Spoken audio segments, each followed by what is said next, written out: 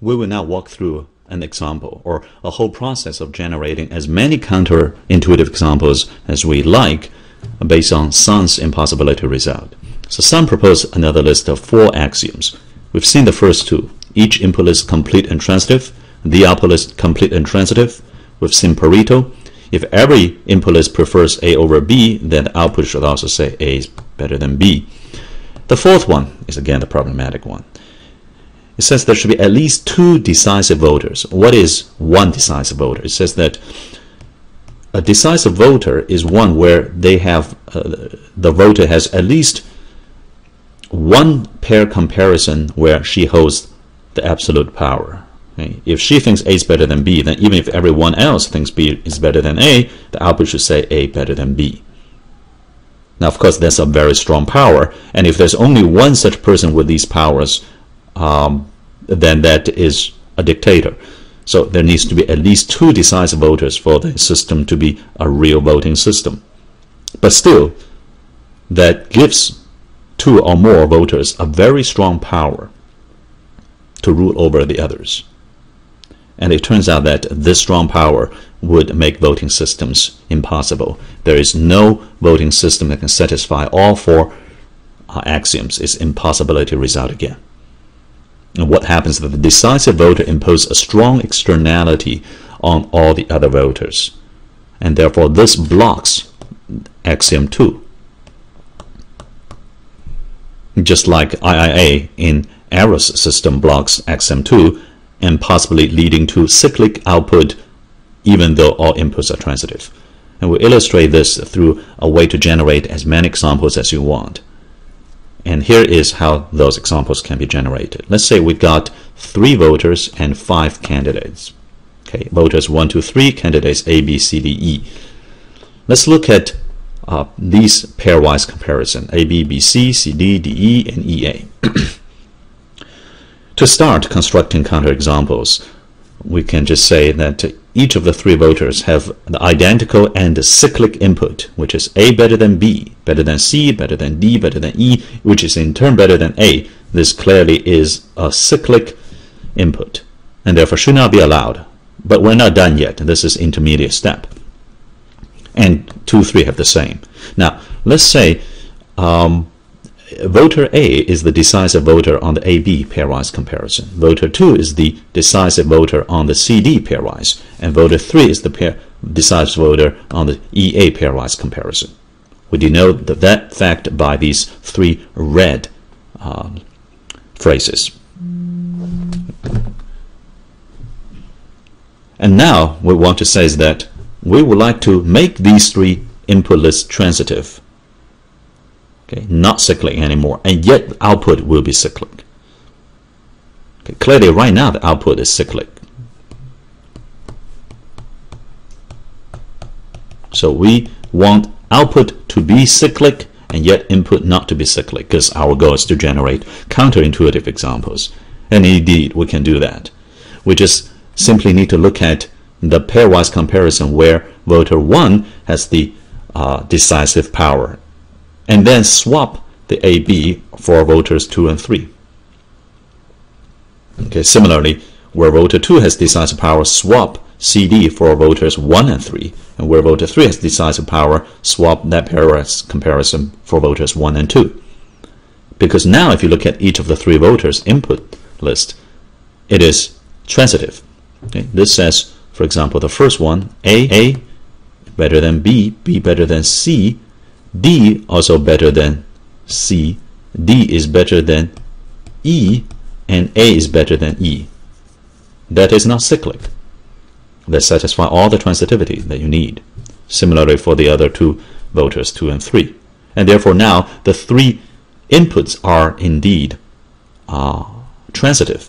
And yet, because we only flipped where there is a decisive voter, so the output remains transitive. Still A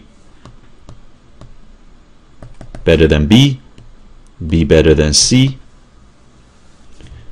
C better than D, because voter 2's vote is the decisive vote, D better than E, and E better than A, because voter 3's vote is decisive vote.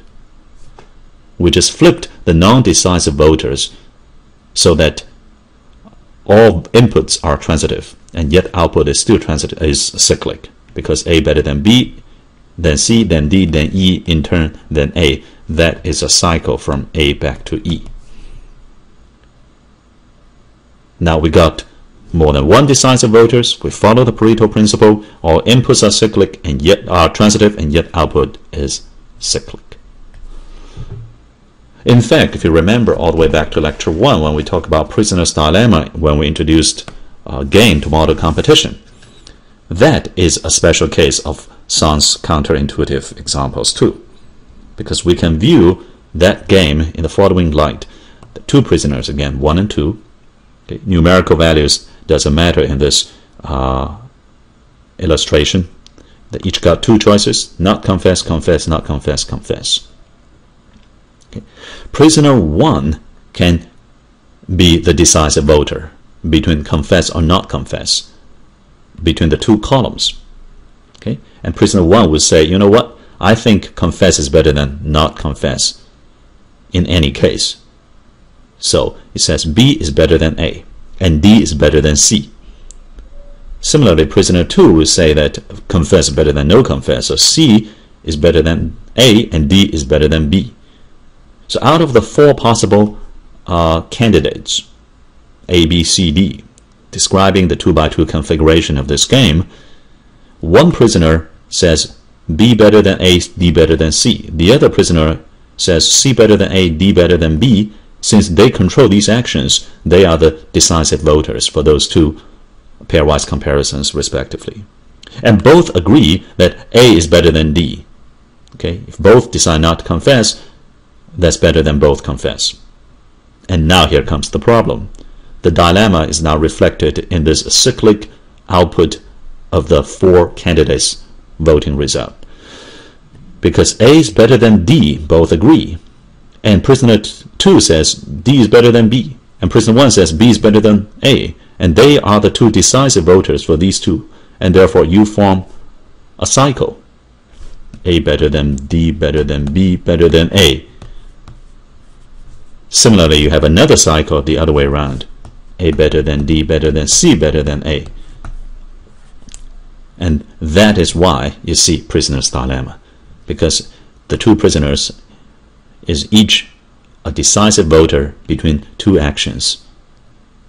And together with a common sense choice, that leads to 2 cycles. And there's therefore no transitive result that satisfies both prisoners' needs. So now we have come to the end of this lecture. This is a relatively short lecture, but we're going to have 2 long lectures coming up in the next 2 lectures 7 and 8. The key message here is that Wikipedia's success depends on the positive network effect as well as good faith collaboration. The forming consensus for collaboration can be modeled by either bargaining or voting. We spent a little bit of time on bargaining. And for voting, we saw that it may not satisfy some intuitive conditions as it compresses many rank order lists into a single one, such as IIA, which is the flawed intuition. And it's an important principle that a voting can indeed be made sensible, as it's a universal right to provide the bridge between individuals and the aggregate, an effective means to provide check and balances against absolute power, and forms the foundation of consent from the government to the government. So this is an important principle that we got just a little bit of time to cover, and we will move on now to influence power models in the next lecture.